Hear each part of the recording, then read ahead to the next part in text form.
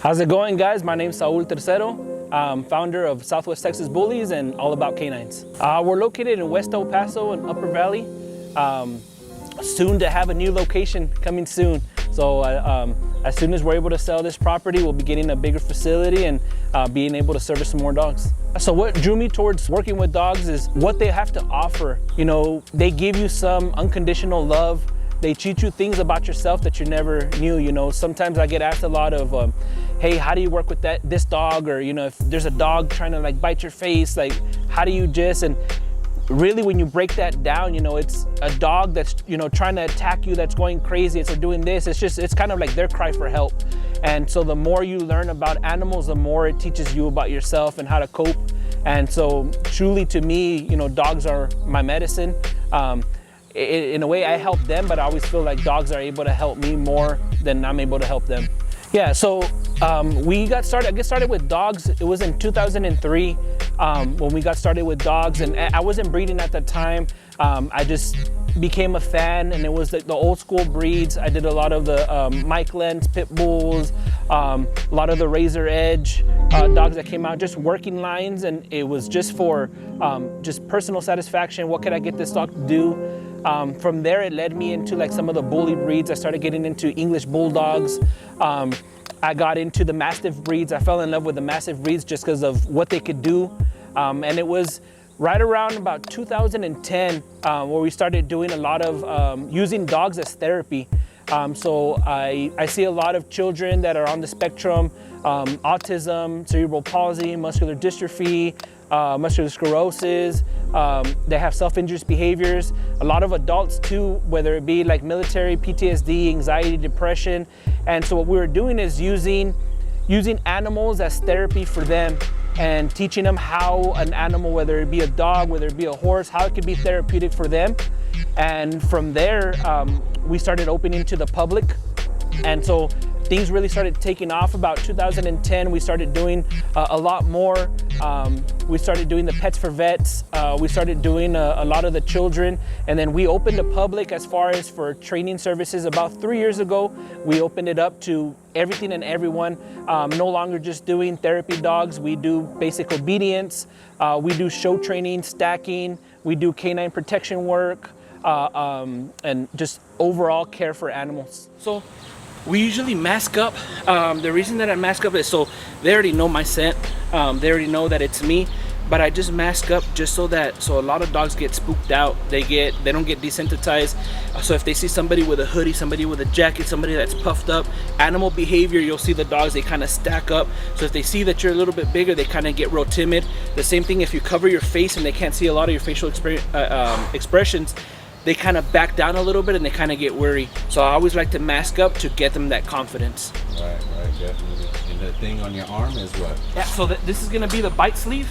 So this is what they're gonna latch on to. So the bite sleeve, it's made of two pieces. So it's the outer piece, which you'll grab with an arm, and then it's the inner piece. The inner piece has some cushion, and then the inside, it has some Kevlar.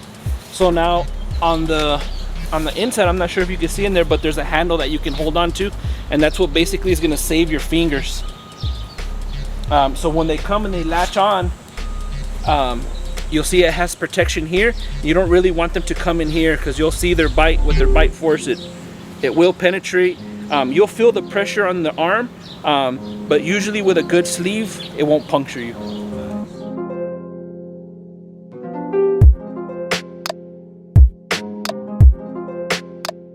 They get triggered by anything that can be a potential threat. So as soon as they hear me banging, they're gonna come out like, hey, what's going on?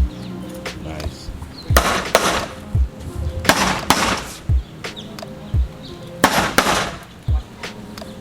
Watch me. Watch me. Watch me. Get him.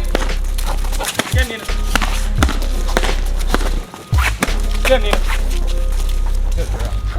Wait, so in protection work, this is always good to have.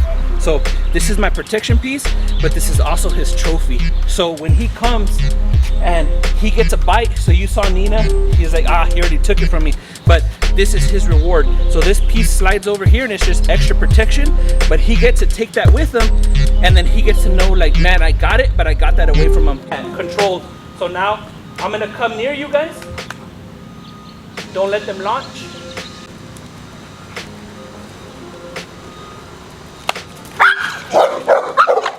Wait.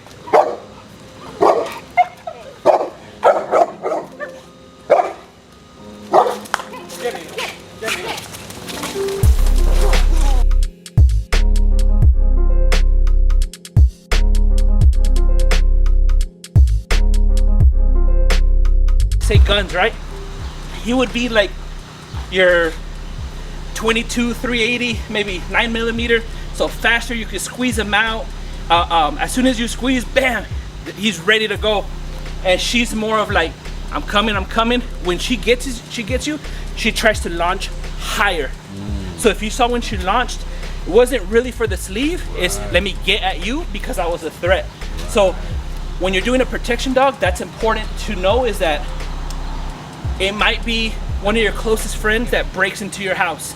It might be your neighbor. It might be, so right now it's me doing it, and they know that if I'm a threat, then they're able to come at me, you know? And so that's something that it's really hard for dogs to do, is, well, you're my owner, I can't launch at you. But it is, but under a controlled. So if I come in here and I come, like, they know that it's, you know, it's all good. Yeah, it's both, you know, come. Like it's off, like I'm no longer a threat. But when I became the threat, like it's time to go to work, and I don't have to ask her like, hey, protect me. Like, they're just going.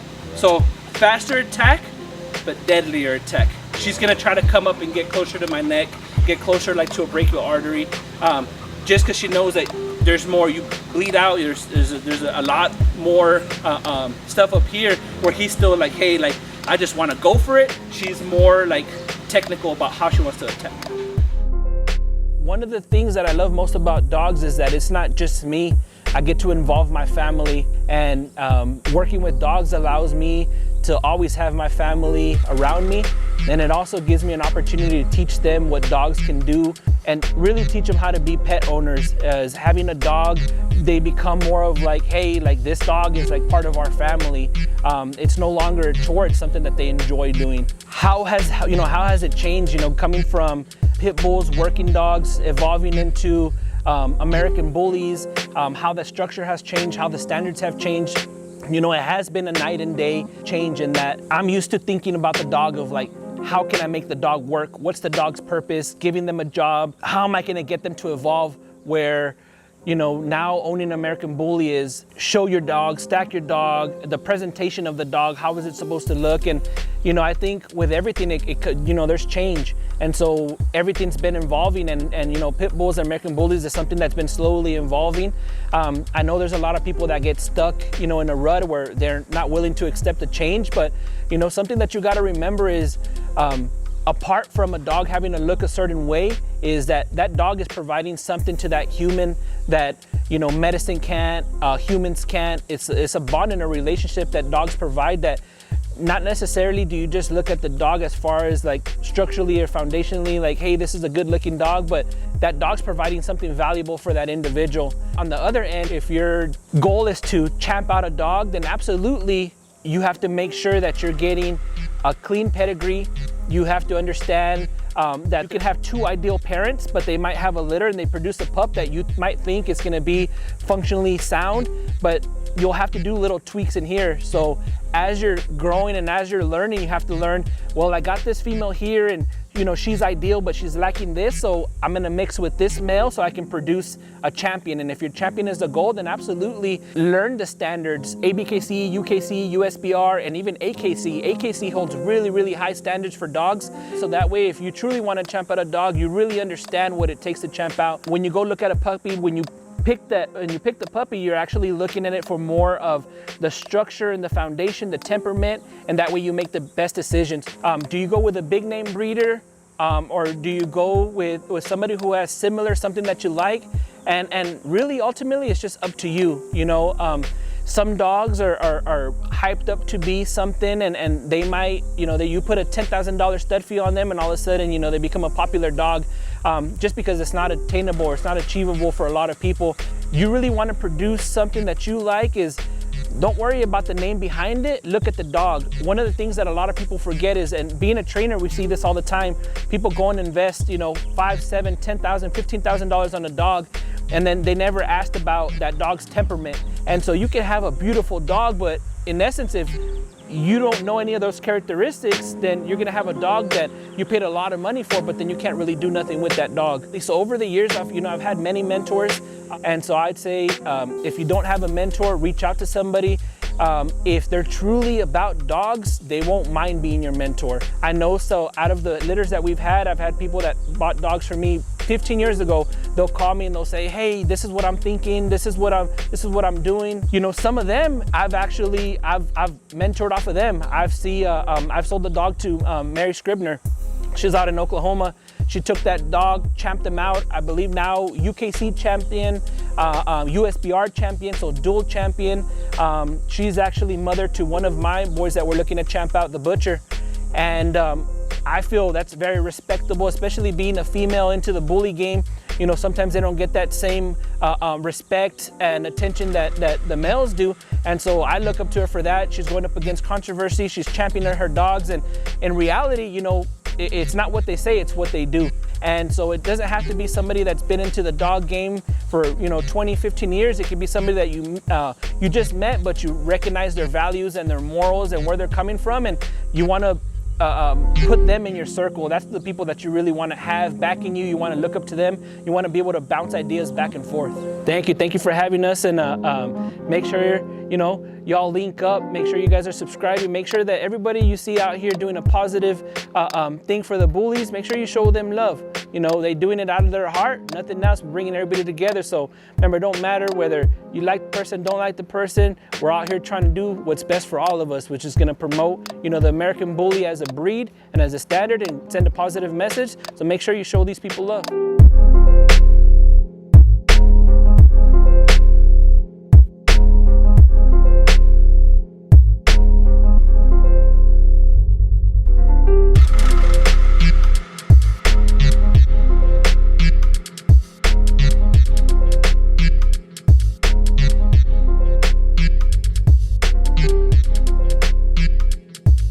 All right, everybody, so that was our interview. That was the footage that we shot of Saul's yard, his dogs, his family. If you guys are ever interested in getting your dog trained or socialized, this is the guy to turn to. He knows a lot. He's not scared to share the knowledge with everybody. So, you know, just check him out on Facebook, Instagram, all the different social medias. He's there. He also has a YouTube channel, which he shows you how to train your dogs as well. So go ahead and check it out. Don't forget, Southwest Texas Bullies.